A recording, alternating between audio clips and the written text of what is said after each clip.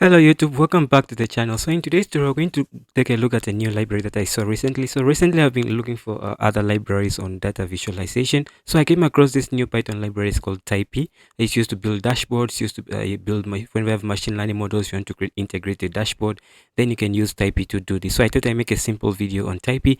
I'm not going to do anything complicated in this video. We're just going to go ahead and learn the very basics, learn how to build a couple of dashboards, and then that's it. So this is just I thought it was really awesome library, and I haven't fully like also mastered it yet. I'm also still learning it, but just thought I made a simple video introducing it to you guys, because on my channel we have been making a lot of videos. I've been posting a lot of videos and projects about, we have been building a lot of projects on building dashboards. So I think this is just a good tool to add to your toolkit in case you want to like master how to build dashboards. So let me just demonstrate you how it looks like. So this is an example with a project built with using Taipy. So it's just a simple it's a really good it is really good application sometimes, really good, but I haven't really mastered it yet, so I can just tell. But what I have done, so what I have for my inspection so far is really good. It's easy to visualize data. You can see these are drawn using Plotly. So these are, we have also done Plotly on my YouTube, on my channel. So if you don't know what Plotly, what Plotly is about, you can check out the video on Plotly. Okay, so these charts are built using Plotly, and you can very interactive graph. You can zoom, you can do all that. You can pan and do all of that stuff. Okay, so that's really good. The library, it also comes. You can see it's interactive. Just by me changing this slider right here, you can see the data is changing as well, so it makes it really interactive to use, and very good library. So I thought we should take a look at it. So in this tutorial, I'm just gonna go ahead and teach you the very basics. Okay, so let's jump into it. Again, if you're new to the channel and you haven't yet subscribed to the YouTube channel, please kindly consider subscribing by hitting the subscription button, and also hit the notification bell in case I make any future videos on Taipy. You be alert and get the notification for it. Okay, so this is a Taipy official documentation, so you can just go to taipy.io and you can get the official documentation, which is right here. So to install Taipy, you just have to say pip install Taipy. So just copy this command. Once you have this command copied, I'm just going to go back into my terminal. So I'm inside of my terminal, and I have a project folder created called Taipy tutorial, and that's where I'm going to go ahead and create a virtual environment. So I'm just going to say python 3 -m vnv, and then I'm going to call my virtual environment vnv. Okay, so this command is going to work for you if you're on Linux and MacBook, but if you're on Windows, this command is not going to work for you, unfortunately. You can just search how to create a virtual environment on Windows. Okay, again, you don't have to create a virtual environment if you don't want to. I just want to keep my global Python dependencies clean from other libraries that I don't necessarily use in my uh, global Python environment, basically. So yeah, once we have that done, I'm just going to do an ls, and if I do an ls, you can see I have a folder called vnv, and the file called dataset.csv is just a file that you're going to be using, and you can find this file on my GitHub repository, because all the project I'm going to be doing is all of it is on my GitHub repository. So the link is going to be in the description, so just click on the link in the description and just download this data set, and then this is the data set you're going to be using, and I got this from the official documentation of Taipy. Okay, so once we have that done, I'm just going to go ahead and activate my virtual environment. So I'm going to do source vnv /bin /activate, just like this, and this is going to go ahead and activate my virtual environment. Once my virtual environment is activated, you can notice the name of the virtual environment within parentheses in front of the line within the terminal. So once I have that done, I'm just going to go ahead and clear this, and then paste my command of pip install Taipy. So let me just make sure I delete the dollar sign in front of it. So I'm just going to pip install and then Taipy, and then press enter. So that's going to go ahead and install Taipy on my virtual environment. So once that's done, I'm just going to go ahead and begin to actually open up my test editor. So let's just give this a bit of time to get done. Yeah, guys, as you can see, we are done. We have the library already installed. So once I have the library already installed, I'm just going to go ahead and clear the terminal, and I'm going to go ahead and open my favorite text editor. So feel free to use any editor that you're comfortable using. I'm going to be using VS Code for this. So once I have VS Code opened up, I'm going to go ahead and create a folder, because I want to keep the CSV file instead of a folder. So let me just create a folder called basic. We're going to store the basic functionality. So I'm going to say basics. I think I can just call it basics, and then press enter there. And instead of basic, I'm going to create a folder called this data set. And then instead of data set, I'm going to move my dataset.csv file instead of that. And instead of the base, I'm going to create one, which call it basic underscore 01.py. Okay, so basic 01.py, and instead of basic 01.py, we are just going to go ahead and just write the simplest GUI for the Taipy. So I'm going to say from Taipy. So from Taipy, I'm going to go ahead and import GUI. So from Taipy, import GUI just like this with a capital G. So okay, that's, yeah, GUI with a capital G, and then the rest are lower cases. So once we have that once we have that done, so I'm just going to go and say GUI, and then we're going to say page, and then we can simply pass in a string right here. So we can just say this one thing is just that let me just finish this part, and then we can just write what you want to write in there. So you can simply say run, and you can say that dark underscore mode is going to be, by default is false. By default is true, so we're going to say that dark mode is going to be false. Okay, so once instead of page, you can provide in a string. So what kind of string can you provide? You can just say hello world. That will also work. So once we have that, I'm going to go back into my terminal. Let me just bring back my terminal right here, and I'm simply going to go ahead and simply do an ls change directory into my basics, and then in there I'm just going to go ahead and do python 3 and then basic 1.py, and so run that. So that's going to go ahead and simply start a Flask application, because this uses Flask by default. So let me just open this and move it to another window, because I don't want it on this specific window. So I'm just going to go ahead, bring this window up, and I'm going to use it. I'm going to paste it right here. So run that. So now we can see we have the application. Sorry, I think I have two apps already running. Yeah, so I have one app running here, that's why it refused to start. Let me just close this app. This is the app that I used to demonstrate it to you. So I'm just closing this app, and then starting the one that we have, which is basics.1.py. And then once I have that running, I'm just going to go in here, I believe, and then simply refresh this. Now you can see the app is running, which is getting hello world back. So great, the app works. Okay, so once we have that running, we can see we're getting back hello world in here. That works. So I can go back in here. I can show you one more thing. So in here, we can also write markdown text if you want. So there we have markdown. You can also write markdown here. So we can write markdown test information in here. And if you refresh this, it's going to now we need to go ahead and stop the development server and start again. For some reason, you have to go ahead and simply stop the server and start it every time, and that's really one of the things that I don't like about Taipy, is you have to start the server and run it all the time again. So you can see now we have that bolded text right there. So you can see it uses a markdown in the background. So you can see that markdown text there in caps, right? So great. So once we have that in there, I'm just going to go ahead, and you can also write all the markdown you know. You can write it here, and it's gonna work. So markdown is the same thing that we use for if you had readme files on GitHub, is the same syntax we use for this markdown. It's the same syntax. So you can see now h2 that looks like this.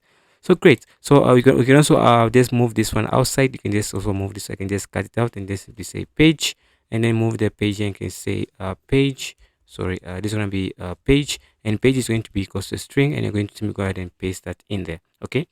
So one thing you have to notice is that whenever you're using, like, maybe let me just because sometimes we may be writing a lot of text, so you might want to have the or doc strings in Python. So if you're using doc strings, make sure that your code always starts from the baseline, right? So if you indent this, you're going to get an error. It's not going to work. So make sure you always have to start from the baseline. Okay.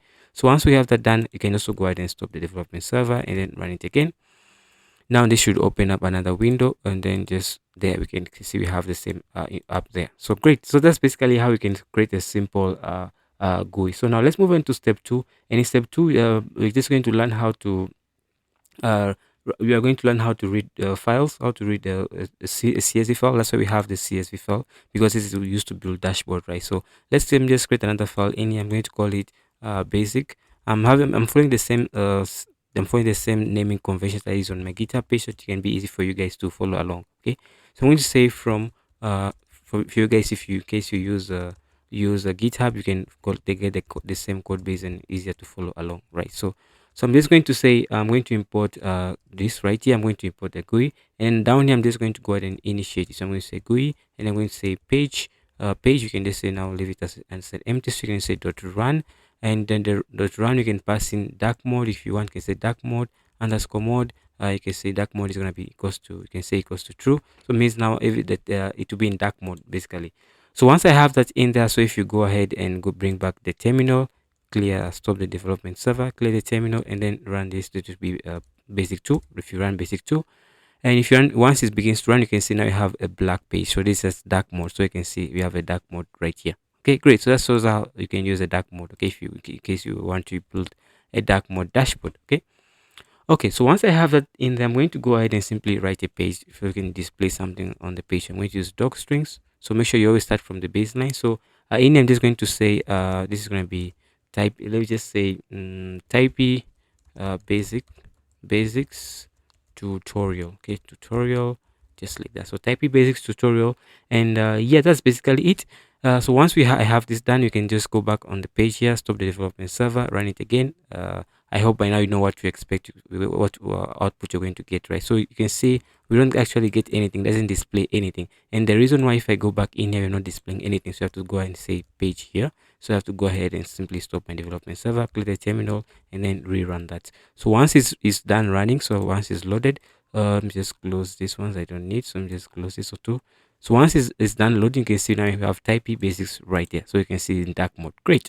So once we have this there, I want to show you how to display variables on your dashboard. So I'm going to create a variable here. I'm going to say I'm just going to go ahead and follow the same example that's given on documentation. So I'm going to say number of week, and they're going to say number of week is going to be simply let's say let me say number of week is 40. So how do you display the variable in here? So display the variable type has its own set of syntax. Okay, so what I want to do first, I want to keep a text, right? So I'm going to keep a text here. I'm going to say week number, so week number, and I'm just going to go here and simply pass in the week number. So in here I'm going to simply use the asterisk, so asterisk asterisk, and then in here I'm going to go ahead and pass in the following. So I'm going to say this, and then pass in two pipe symbols, and then simply have to use the curly braces. Instead of the curly braces, I can write the variable name, so week. So that's the syntax. Is a bit weird, so we just have to do this. You have to do this and then do this and then put in the text. So yeah, that's basically it. The asterisks are not compulsory, because the asterisks are just markdown kind of syntax, right? So if you use markdown, I think the asterisk bold the text basically. So I'm just going to go ahead and stop the development server, run this one more time. So once this all loads up, now you should be able to see a slider. So number of variable, number of week, which the number of week, which is the variable which we are referring to, which is this right here, 40, right? So 40 is being displayed in here. So that's how you can use your variables from Python code inside of your Typey dashboard. Great. So once we have this, now let me just show you how you can display visuals on or displaying visuals. So to display visuals in Typey is a bit it's not really difficult, but it has a bit of weird syntax, I can say. So visual elements, Typey can add elements on top of markdown. Basically it uses markdown symbols, markdown syntax to add visuals to your application. So how does the syntax of adding visuals so it has a very unique syntax of adding visuals to it. So let me just write for the syntax, so so you guys can refer to it. So this is going to be the syntax. So this is going to be let me just close this up. So it's going to be pipe symbol and then close this up. Okay, so I'm going to say variable var name. So you pass in the variable name that you want to draw a visual on. So if you want to draw a visual on a data frame, then var name should be the name of that data frame, right? So the pipe symbol, and then you're going to say visual underscore element. So visual element is the name of that visual element that you want to use, right? And then you have the parameters. So you can say param underscore one. You can say param one, and then you can set the parameter to something. So you can say param underscore one. Basically it's like that, and say param underscore two is going to be equals to param underscore underscore two. So that's basically it. You can have different parameters and all of that stuff in case your visual component returns return needs a variable basically. So what are these visual elements that I'm talking about? So these visual elements could be charts, tables, graphs, and other stuff like that. Okay, so let's just go ahead and show you. Let me just show you how to add let me just show you how to add a slider. So the slider is going to be based on this variable as demonstrated on the official documentation. So what I'm simply going to go ahead and do here, I'm just going to go and say number underscore weeks. No, sorry, this basically, let me just write the whole syntax properly.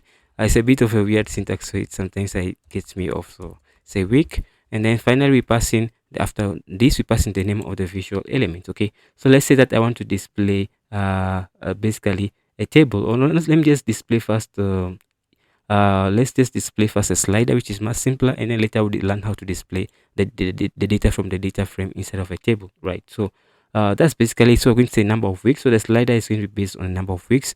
I'm going to say the slider, the slider, and then you're going to say this is which is the name of the visual element, which is called slider. And then I've said it takes in a couple of parameters. So you say min, you can say min equals to 1, and you can say max, and then max is equals to, let's say, 40, right? That's 40 because the slider has a max value of 40. So that's basically it, and how you can add this value to it. So now once we have this done, I'm just gonna save the code. Let's ignore this. You can just install this formatting just to help us with Python formatting. Yeah, so that's done. So if I go and save it again, it should now save and yeah, properly. So now once I have this done, I'm just going to close the server that you're running, and then simply run the server again.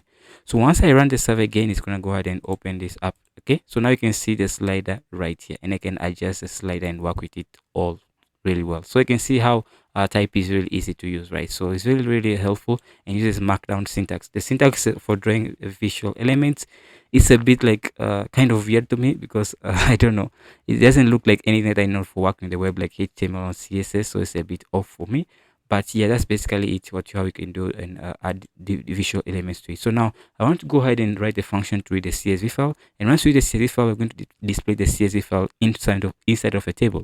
Okay, so let's go ahead and do that. So I'm going to go ahead and import pandas right here, pandas as pd. So import pandas as pd. So once I have that imported, I'm going to write a function right here. This function will be called read underscore data frame, and this is going to go ahead and read the data frame that you want. So you're going to provide in the path of the data frame. So I'm going to provide in the path of the data frame. So say df data underscore path, just like this, and it's going to be of type string. So data path is going to be of type string, and then down here, we're going to go ahead and write the code to read the data frame. So I'm going to say data frame equals to pd dot read underscore csv. So csv, so read csv, and you pass in the data path. So the data path basically. So once I have the data read, I can simply go ahead and simply return, and I can return that data frame. Great. So once we have that data frame returned, let's use that to draw a table right here. So I'm going to go ahead and type in the syntax.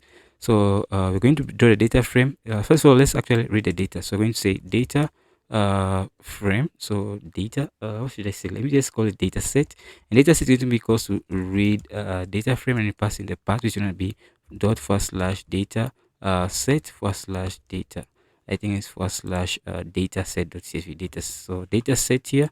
So I'm going to say dataset.csv. So it's just referring to this file right here. So data, right? This folder goes into inside of this folder and go and looks for this file called dataset.csv. So that should now get us the data frame. So once we have the data frame, we can use it right here. So you can say dataset, and then once you have that, you can simply go ahead and specify that you want to draw the name of the visual element, because you have used the variable already, which is the data frame variable. So now I've specified the visual element, which is going to be a table. So I'm going to say table, right? After that, don't forget the pipe symbol. After that, you can go ahead and provide in the parameters. So let's say the height and the width of this table. So you can say the height, and the height, let's say the height is going to be 400 pixels, and then you provide in the width. The width is going to be, let's say, also let's say 95%. So let's say 95% of the screen, and let's end that with it. Don't forget the pipe symbol right there. So once we have this done, now this should now be able to draw for us a table with the height and the width parameters specified as we said it here.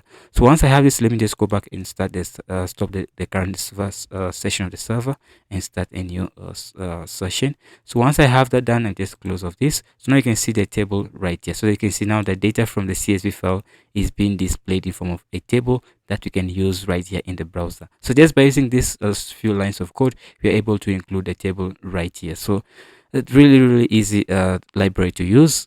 Just the syntax is a bit off-putting for me. I don't know about you guys. Let me know in the comment section below. I just find it a bit off-putting for the syntax. Okay, that's the only thing I have a problem I have with this library.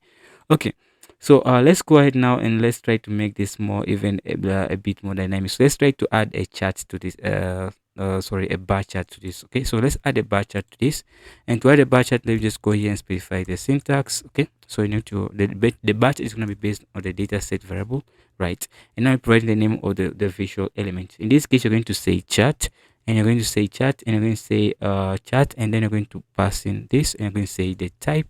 The type is going to be a bar chart. Yeah, so the syntax is a bit different from the general one, but yeah, that's basically it. So say chart, and then say type is going to be a bar chart, and I'm going to specify the x variable for this bar chart, and the x variable is going to be the date column from this table, the date column from the data frame, right? So I'm going to say there is going to be date, so it's capital D. Even if you look here, it's capital D, and then the value is going to be the y-axis. So I'm going to say uh, pipe symbol is y equals to the value, just like that. So once we have this done, and don't forget to close off this with the pipe symbol. So yeah, that's going to go ahead and simply add a chat to a chat to a chat app to application, right? So that's basically it. And yeah, that's basically it. So now let me just save this and let me go back in here, stop the current session of the server, clear the terminal, and then restart a new session. So once this is running, I'm just going to go ahead and close off this. So you can go ahead and scroll down, and if I scroll down, you can see we have the chat right here. So you can do all the stuff that you want. So you can zoom and all of that right here. So that's great. So yeah, that's basically the chat. You can download the chat from here just by clicking this. You can download it.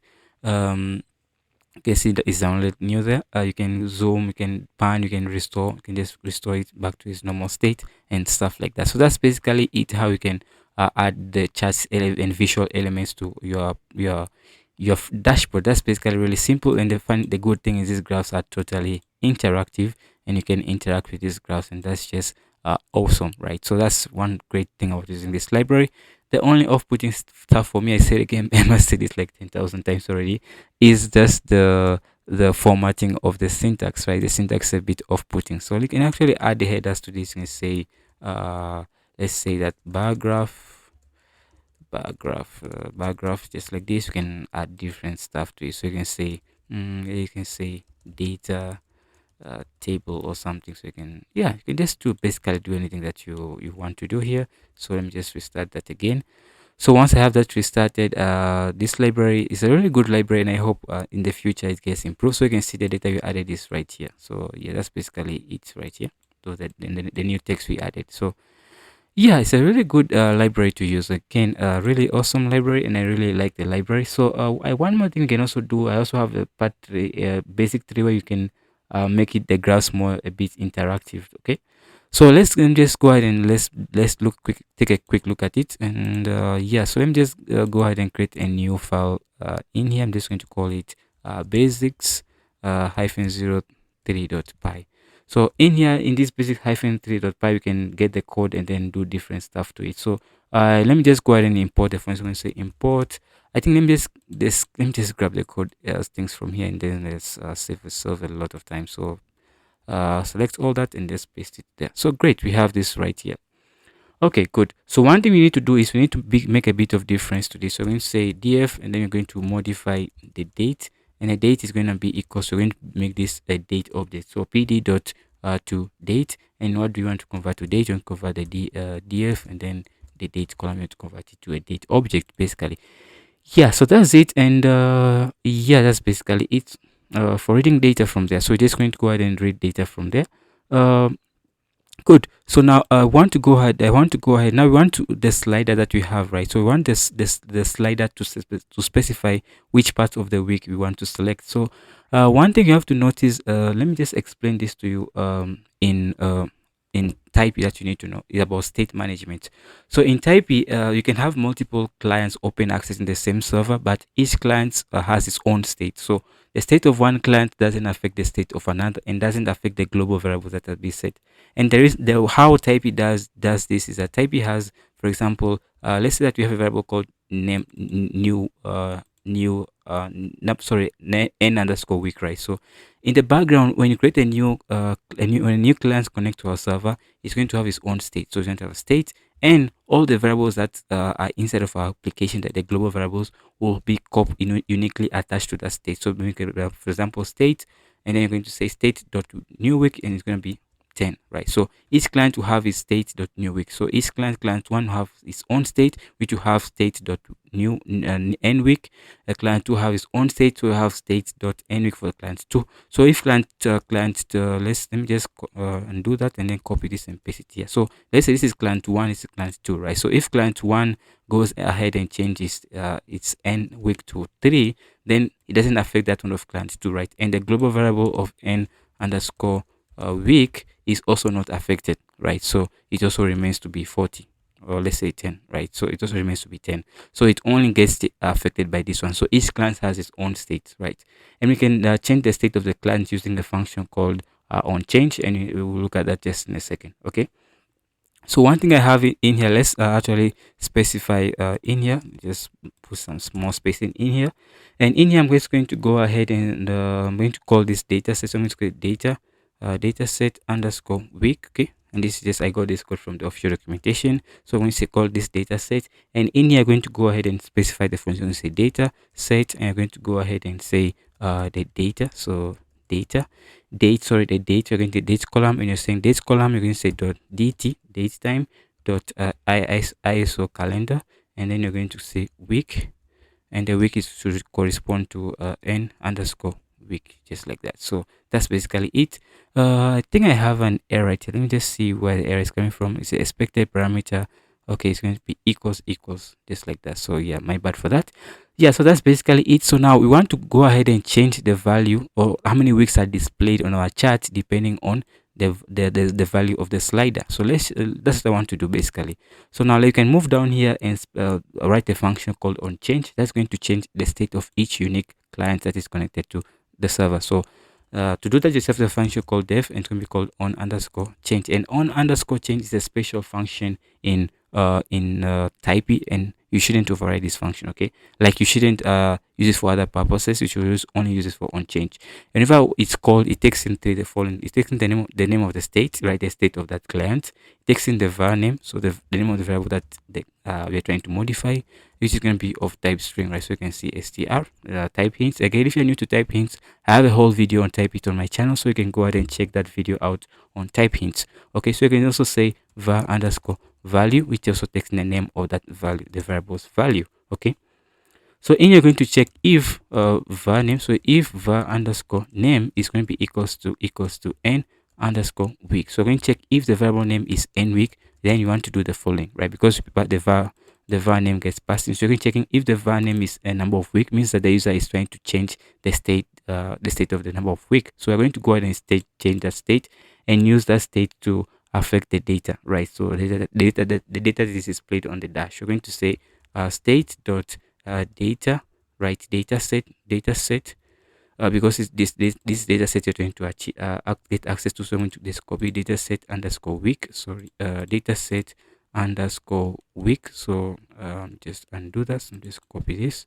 It's going to be data set underscore just, I think I did something here. So let me just copy that, copy it, and then simply paste it here. So data set week is going to be equals to the following. So data set week is going to be equals to data set, and then you're going to go ahead and repeat basically the same thing from here. So you can just simply copy this and simply paste it here.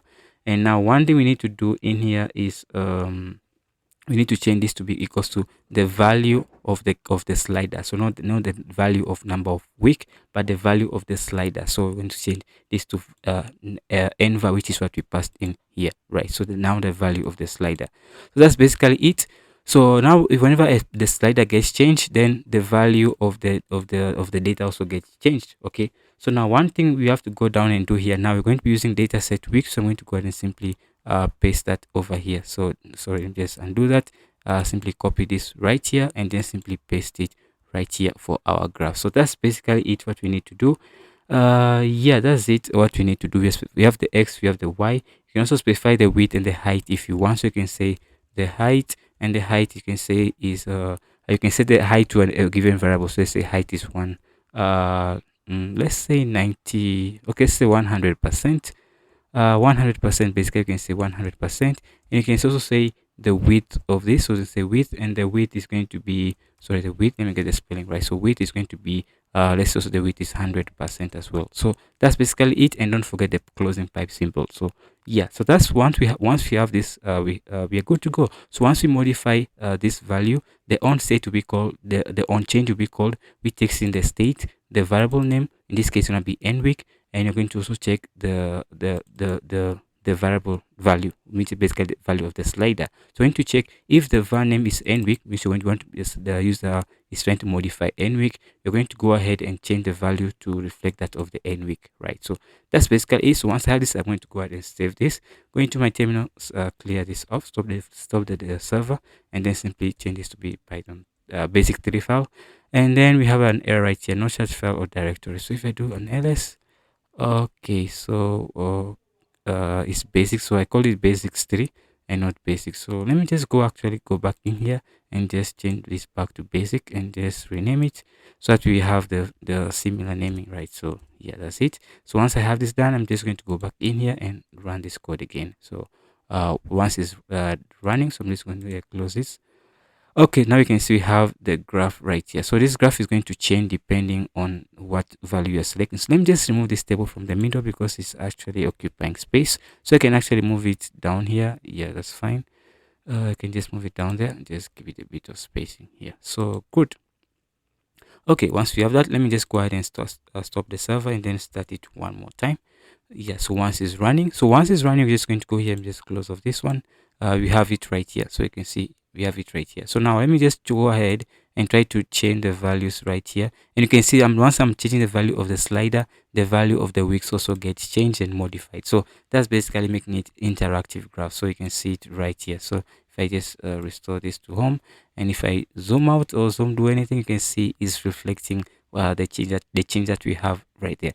But one thing I noticed, if I move very fast, sometimes if I move very fast, it stops reflecting the actual data. Sometimes, I don't know, this time is working really fine, but sometimes if I move really fast, actually stop reflecting the actual data, like the no data appears again. So yeah, that's basically it, how you can use this for various purposes for building dashboard. So yeah, that's basically it, and that's a simple introduction to Taipy and how you can build dashboards using Taipy. So if you like this tutorial, please kindly make sure that you like the video. You drop a comment section in the comment section below. You drop a comment in the comment section below, and also make sure that you hit the notification bell and subscribe to YouTube channel in case I make videos on plotly, sorry, not plotly, Taipy later on in the video, later on in as time goes by, because I have a lot of videos. If you want to build dashboards, I have videos on chat.js, I have videos on plotly, I have building dashboards using Flask and React and all that stuff on my YouTube channel. So on this channel, basically on this specific channel, so you can find it on my channel's main page. And if you have any suggestions for future videos, let me know in the comment section below. Thanks for watching and see you in the next one. Keep safe.